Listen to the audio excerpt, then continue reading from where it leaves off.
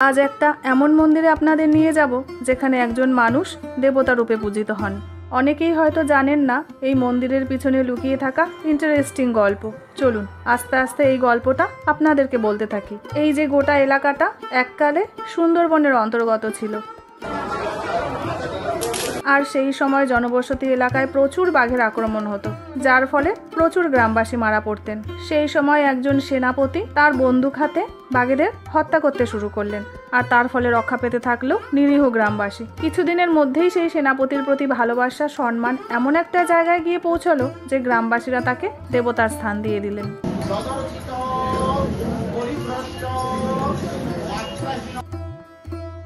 নমস্কার বন্ধুরা, ড্রিম রিলিজের পক্ষ থেকে আপনাদের জানাই সাদর আমন্ত্রণ। আজ আমি এসেছি বিখ্যাত একটা জায়গায়, যেটা সুন্দরবন অঞ্চলের মধ্যে সেরা জায়গা। আমরা এসেছি ধবধবিতে বাবা দক্ষিণেশ্বর মন্দিরে।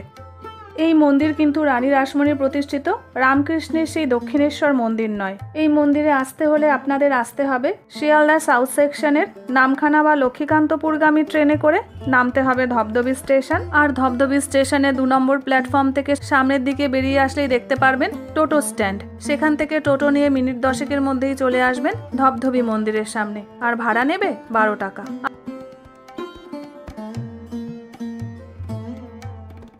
আর এই যে পুকুরটা দেখছেন, এই পুকুরে হাত পা ধুয়ে আমরা মন্দিরে প্রবেশ করব। মন্দিরের পাশেই রয়েছে এরকম ছোট ছোট দোকান, যেখানে পেয়ে যাবেন পুজো দেওয়ার নানান রকম সামগ্রী।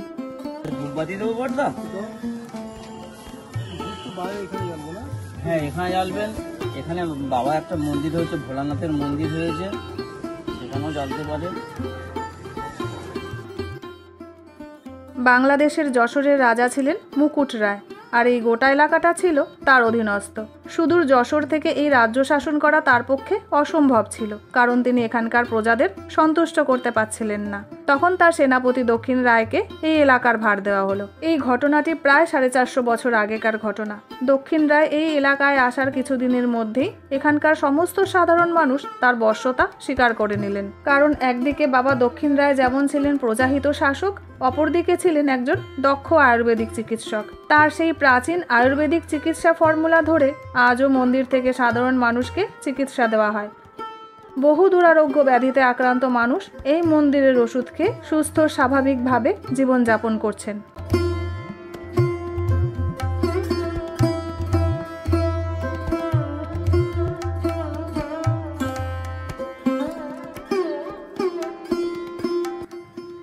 আর এটা হলো বাবা ভোলানাথের মন্দির, যেটা দক্ষিণ রায়ের মন্দিরের ঠিক পাশেই রয়েছে। তবে এই মন্দিরটা আগে ছিল না, এখন নতুন করে এই মন্দিরটা তৈরি করা হয়েছে, সেজন্য মন্দিরের কাজ এখনো অসম্পূর্ণ। বাবাকে আপনারা যা দিয়ে পুজো দিতে চান, প্রথমে এগুলো এখানে জমা দিতে হবে, আর সেই সঙ্গে নামও বলে দিতে হবে। তারপর যখন পুজো হয়ে যাবে তখন নাম ধরে ডেকে আপনাদের প্রসাদ দিয়ে দেবে। ঠিক 9:30টার সময় পুজো শুরু হয়। পাশেই যে ভোলানাথের মন্দিরটা আছে, প্রথমে ঠাকুরমশাই ভোলানাথের মন্দিরে পুজো সেরে তারপরে আসেন এই মন্দিরে।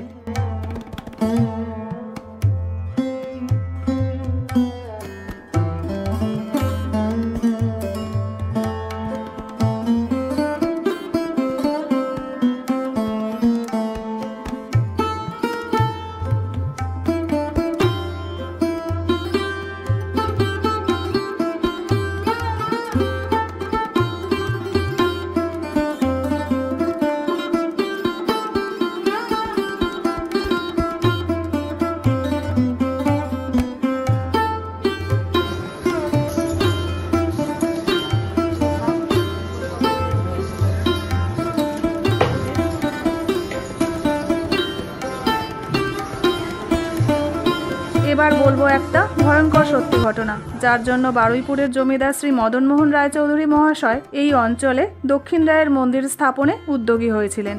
সেই সময় যেখানে বেদিটা আছে সেখানে একটা মাটির ঢিবি ছিল, আর যত লোক বনে কাঠ কাটতে যেত, শিকার করতে যেত, তারা এই মাটির ঢিবিতে পুজো দিয়ে তারপরে যেত।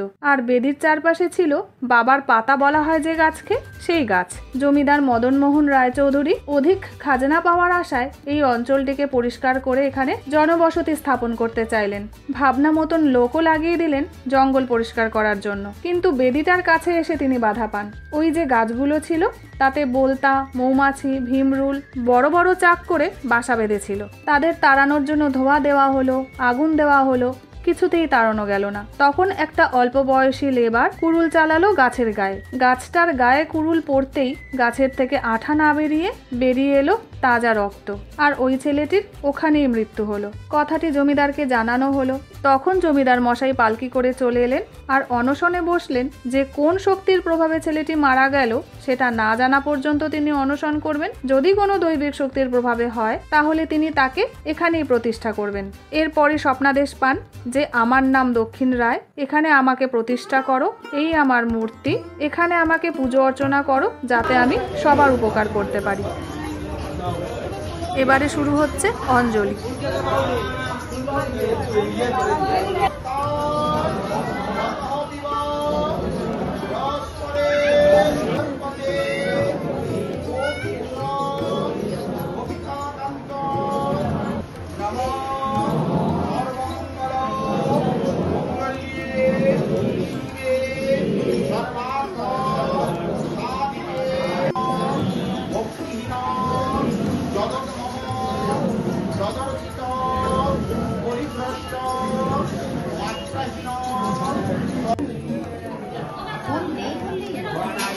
অঞ্জলির ফুল বাবার পায়ে দেওয়ার পর এবারে শান্তির জল ছেটানো হচ্ছে।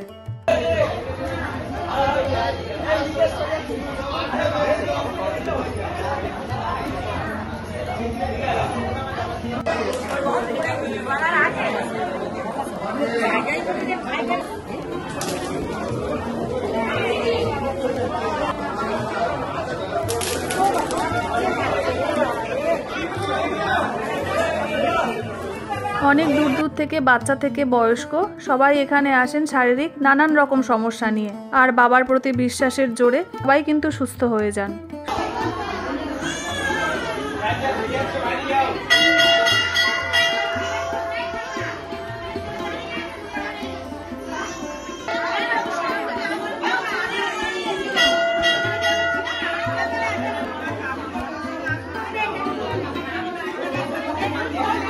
কুমার মন্ডল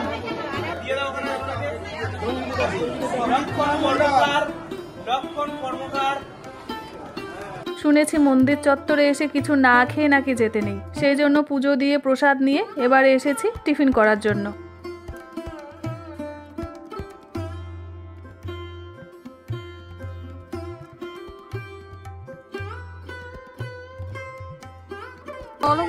এটা 20 টাকা সঙ্গে ঘুগনি। খুব ভালো মতন পুজো দিলাম, এবারে বাড়ি ফেরার পালা। আর আমরা আসার সময় এসেছিলাম নামখানা লোকালে করে, নেমেছিলাম ধবধবি স্টেশনে। তবে যাওয়ার সময় যাব অটো করে, আর মন্দিরের পেছনেই রয়েছে অটো স্ট্যান্ড, সেই অটোতে করে প্রথমে যাব বারুইপুর, আর সেখান থেকে ট্রেন। আর অটো করে যেতে যেতে আপনাদের আরেকটা জিনিস দেখাই। এই যে রাস্তার দুপাশে দেখতে পাচ্ছেন, এগুলো হলো সব পেয়ারা বাগান। বারুইপুরের পেয়ারা তো বিখ্যাত, আর এই দুপাশেই রয়েছে পেয়ারা বাগান। তাহলে বন্ধুরা, এই ধবধবি মন্দিরে আপনারা কিভাবে আসবেন সবটাই তো আমি আমার এই ভিডিওর মাধ্যমে আপনাদের সঙ্গে শেয়ার করলাম। তাহলে আপনারাও চলে আসুন, আর যদি কোনো মনস্কামনা আপনাদের থেকে থাকে তাহলে এসে বাবাকে জানান, আশা করি নিশ্চয়ই পূর্ণ হবে। তাহলে বন্ধুরা, আজকের এই ভিডিওটা আপনাদের কেমন লাগলো কমেন্ট সেকশনে আমাকে জানাতে কিন্তু ভুলবেন না। ভিডিওটা যদি ভালো লেগে থাকে লাইক শেয়ার সাবস্ক্রাইবের অনুরোধ রইল। আবার দেখা হচ্ছে আপনাদের সাথে খুব তাড়াতাড়ি নতুন একটি ভিডিওতে।